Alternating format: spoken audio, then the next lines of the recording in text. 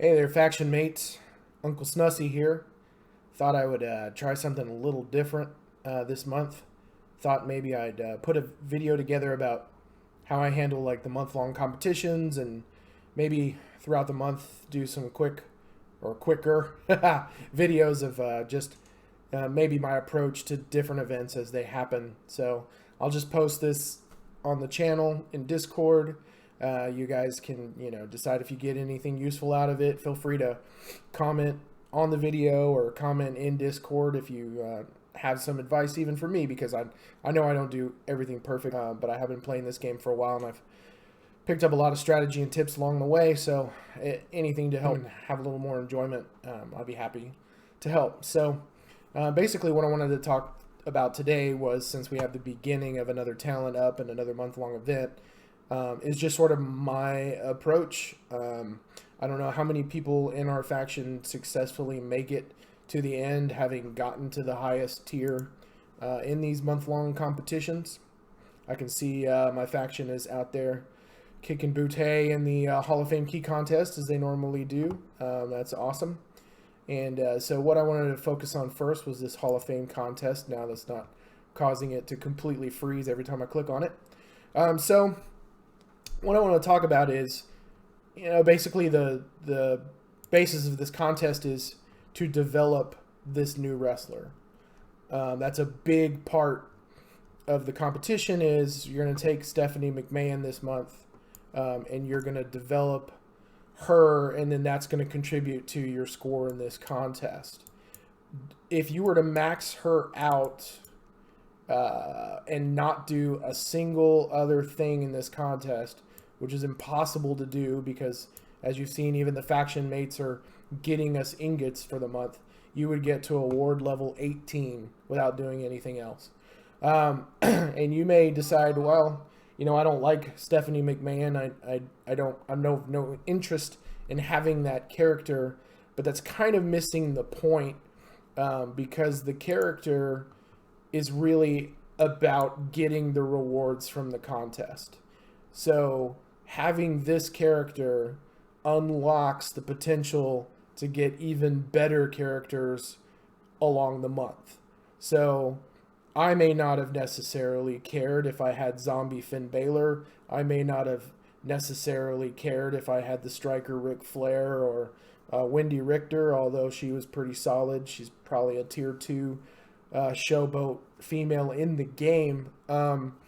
It's more about the fact that developing these characters is going to get you farther in the month-long competition, and that's going to get you more rewards, and that's going to help you develop the other wrestlers you have. And so you might say, why do I want to throw the resources? Why do I want to throw the talent posters? Why do I want to throw the coin at them?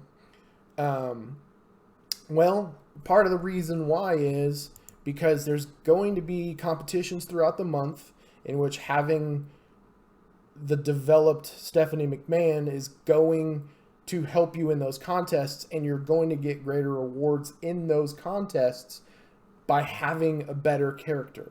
I have taken every single one of them so far in the last 3 months of these competitions, and I've taken them to 4-star gold. And at the end of the month, once it's all said and done, I have more resources than I started the month with.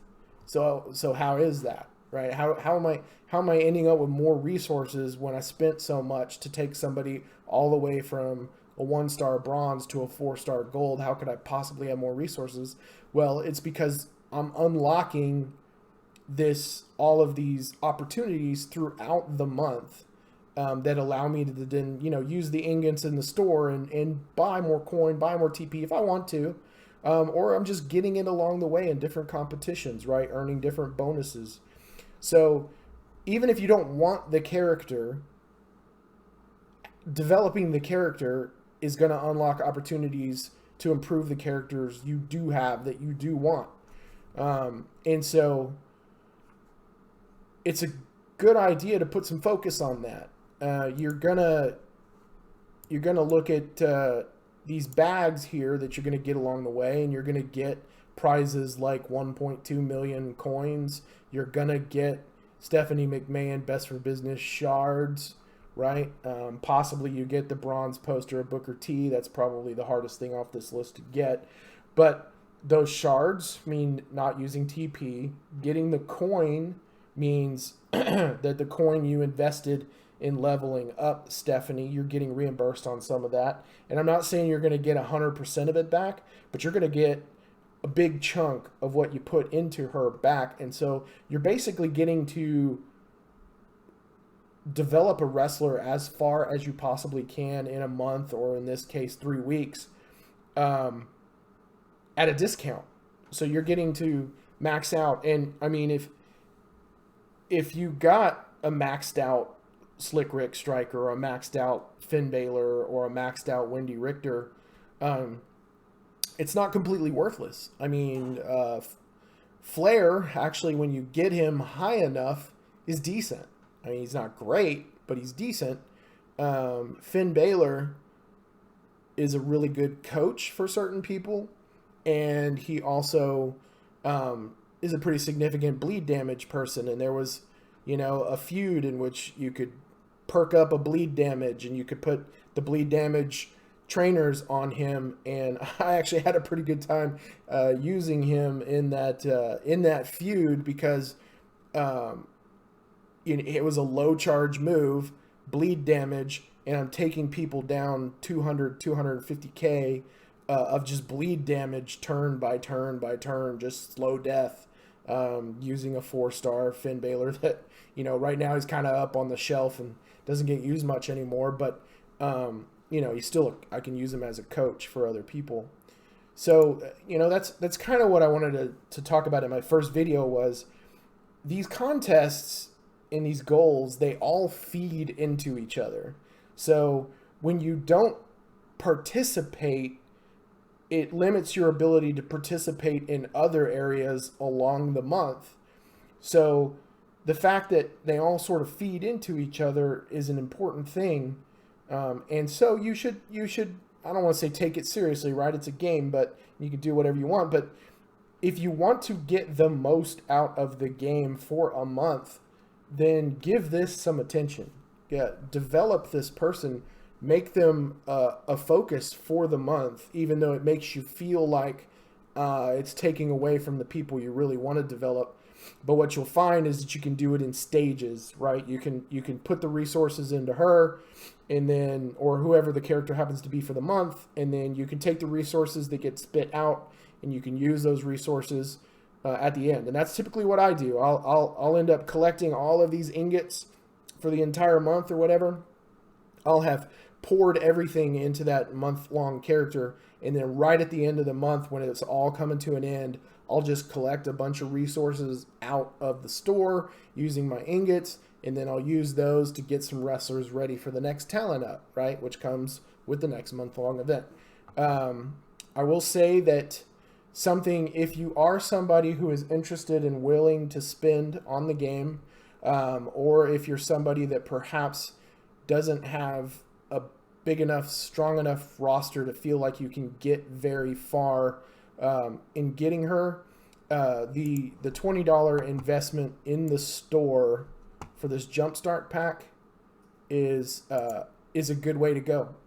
You're going to spend $20 in the game. You're going to get her at 2-star silver. You're going to get 50 shards to replace, the training points. You're going to get some ingots, which are going to help you progress in the goal for the month. You're going to get 3 of these tokens to help continue to advance her. 2,000 keychains isn't all that much. And then you're going to get these 20 Gauntlet Blitz. What do they even call these? Turnbuckles. Yeah, turnbuckles. That's part of wrestling, of course. So yeah, that's that's something to consider. Jumpstart pack gets you jump started into this, right? So, if you were to actually try to develop her without a jumpstart pack to get her to that level, you're looking at 4, 5, 6, 7, 8, 9, 10, right? You're looking at 10 tokens just to get that far. So basically that's 10 tokens you have to use to get her to 2-star silver that you could then instead use to get her to 2-star gold and 3-star bronze, which means you would only need an extra 5 tokens over what you would have collected in order to do that. So that, it takes 15 to get to 3-star bronze, and a contest from Scopely is coming that's going to want a 3-star bronze, whether it's a blitz or whatever it is, in order to qualify to get whatever the cool thing might be. They're going to want it at 3-star bronze. So that $20 Jumpstart pack is a pretty sound investment. These pop up at the beginning every time. I've made the mistake in the past of actually, developing up to 2-star silver and then being like, crap, that would have been so, if I'd been willing to spend $20, that would have been so much easier. So instead of hitting that roadblock, I would have just been right there. So as far as talent ups, my approach to talent ups and some of what I do, I've already done. So if, I might end up doing a video at the end of the month or whatever about how that goes. But I basically line up some people to use to enhance or involve that require tokens. So if there are people that I happen to just be able to fuse, the fuses don't use tokens. They've changed how much you get credit for a fuse up in these talent ups to where fuse ups and the talent ups are almost worthless. I tend to use my fuse ups when there's a coin Evo contest, or I'll use a fuse up when we have a contest like we had just a few days ago where you could get the 4-star Deadman Undertaker, right? So those are opportunities to use the fuse ups where I think you get more bang for the buck. In this particular situation with the talent ups, I'm going to focus on evolving or enhancing wrestlers where these tokens are going to be used. And I try, if I can, to have enough lined up that I'm going to be able to hit this top tier. And that typically doesn't get done with just that. Sometimes I have to... I'll be using my shards as well right now because you get credit in the contest rules for an increase in talent. I'm sure it's in here somewhere. So an increase in talent of the roster by 1. It's the only time in the game. Anytime you see a contest where increasing roster talent gets you credit, that's a good time to use shards because it's the only way you get credit for using shards. If you use coin and talent posters during a talent up, you run the risk of, I don't want to say run the risk, but it gets expensive because you're increasing, you have to spend a lot of coin or a lot of TP and you're not getting credit for the coin you spend. You're not getting credit for the TP you spend. You're getting credit for the increase in talent that gives a wrestler when you spend the coin and TP. So I tend to try to save coin and TP for coin and TP events, any event that gives credit for coin or TP spending, and use shards and use tokens in the talent up. I will break that rule sometimes if I'm running short of hitting the top reward, and there's not going to be a coin up or a token event during the talent up. I will go ahead and sometimes break that rule and get somebody ready, spin the tokens to make sure that I'm hitting that top milestone. One of the other things I want to talk about that does not involve this talent up is another reason why the Hall of Fame contest is good is one of the rewards are these right here, Hall of Fame Tour turnbuckles. So when it comes to perks, personal opinion, my number one perk focus is the tour perks. It is going to give you an easier road to collect the ingots. It is going to give you an easier road to do the dailies. Any additional contests that come up throughout the month that may be a tour related event, it's going to make all of those easier on you. My next personal favorite is actually Showdown perks. I think people ignore Showdown more than they should. It's probably one of your single best sources of resources to help develop your wrestlers. Everybody loves to feud. Everybody loves the bragging rights. I have a great time in feud, but in my personal opinion, feud rewards are crap. And so I actually have feud as the bottom of my priority list in terms of perks. So I go top with tour perks, second is showdown, third is blitz.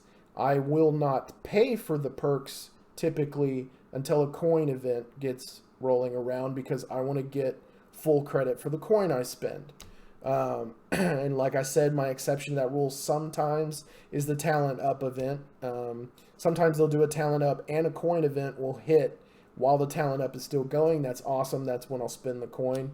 But, you know, one of the things to think about is don't be so impatient. The game's going to be here, right? So don't spend coin until you get credit for it. Don't spend TP until you get credit for it. You know, you make a judgment call here and there of maybe an exception to that rule, but really try to, as much as you can, you know, you're working hard for this stuff, so try to get as much credit for the work you're doing that you're putting in to this game to give you more resources and cool things to use in the game. So, you know, one of the things I see a lot of people do is they jump hard on these key contests, right? The keychain contests. That's not where you go. So these contests, they're going to be here for 20 days, right? So if you come and you're like, you know, Stephanie McMahon, you know, I'm just getting this new character. Oh, that's not where I want to go. I don't want to do hard. Normal. So, you know, I just got this new character. She's not really strong right now, so I'm going to throw a bunch of coin and TP at her right now so I can do this, so I can grab those keychains right now. And I'm going to say, why? It's going to be here for 21 days. You don't have to do it now, right? And maybe you develop her strong enough that you get all the way to the end of this, and then you go into the next one, and the next one's harder, and it requires her to be at 3,000 talent. And you're like, well, I'm going to spend coin and TP, and I'm going to level her up, and I'm going to get that. And I'm going to say, why? You know, one of the other things is you're going to get those tour turnbuckles. I know this is kind of a bad example because developing her is what's going to get you the tour turnbuckles, but you know, use Kurt Angle or Ric Flair or whoever, right? So you're going to get these tour turnbuckles, you're going to go and you're going to spend, you're going to get the perks. The perks are going to make it to where you can beat people you normally wouldn't beat at the same talent level without having to have spent coin, without having to have spent TP, right?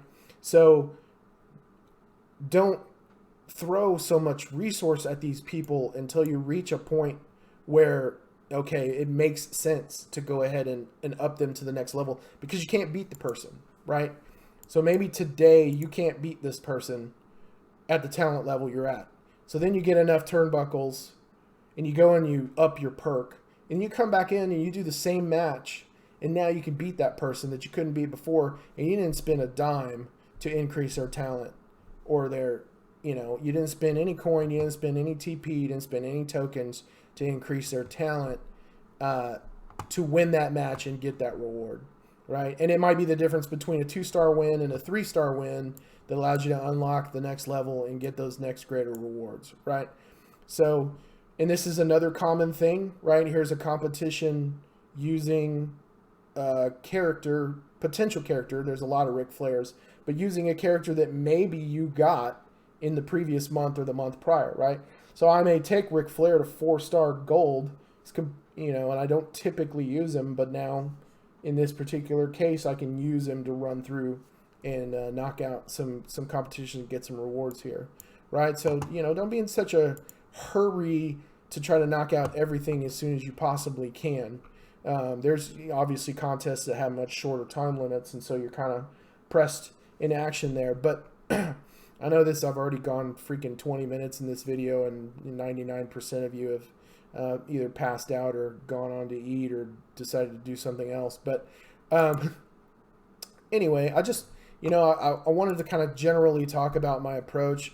I'm hoping to do some other videos throughout time of maybe just what I'm doing for the day, and those should be a lot shorter. Yay!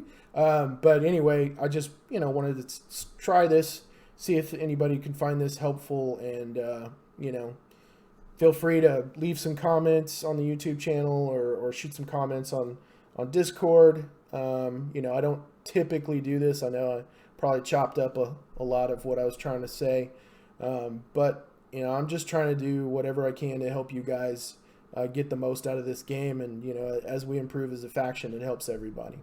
All right, guys. Until next time. Talk to you later. Bye.